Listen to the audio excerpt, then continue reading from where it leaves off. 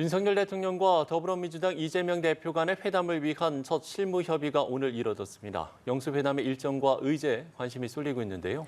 국회 취재기자 연결해 자세한 소식 들어보겠습니다. 이다연 기자. 네, 어제 무산됐던 영수회담 실무 준비 회동이 오늘 진행됐습니다.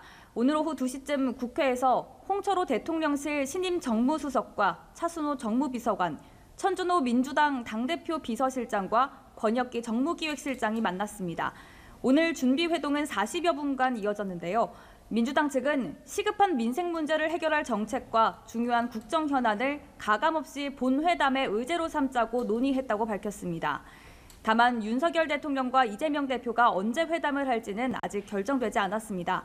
양측은 각각 준비 상황을 점검한 뒤 추후 다시 논의하기로 한 가운데 영수회담 시기가 다음 주로 미뤄질 것이라는 관측도 나옵니다. 한편 영수회담에 어떤 의제가 오를지도 정치권의 관심사입니다.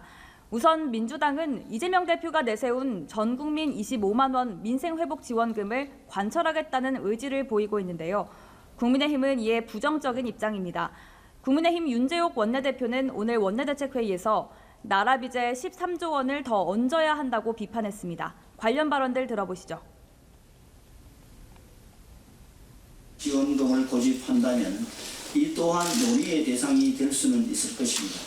그렇지만 우리 국민의힘은 국민들께서 더 생산적인 의제에 대한 합의를 원하고 있다고 생각합니다.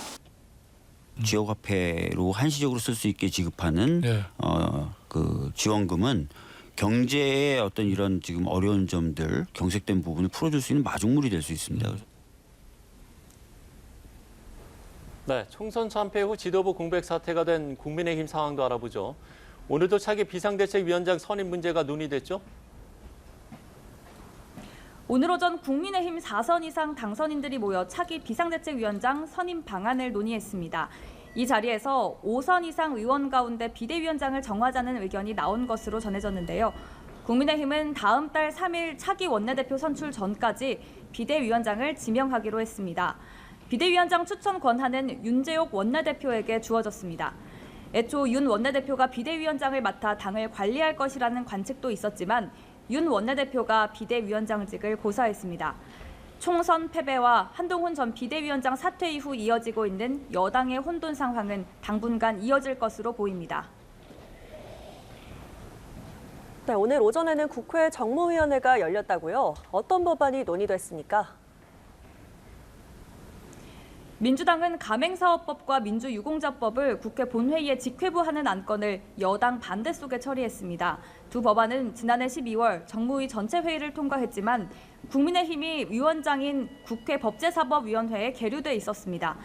정무위원회 민주당 의원들은 21대 국회 임기가 얼마 남지 않은 상황에서 조속한 통과를 위해 국회법에 따라 본회의 부의 요구를 하게 됐다고 설명했습니다. 하지만 여당은 법안 내용상 문제가 있다면서 독단적인 입법 폭주라고 반발했습니다.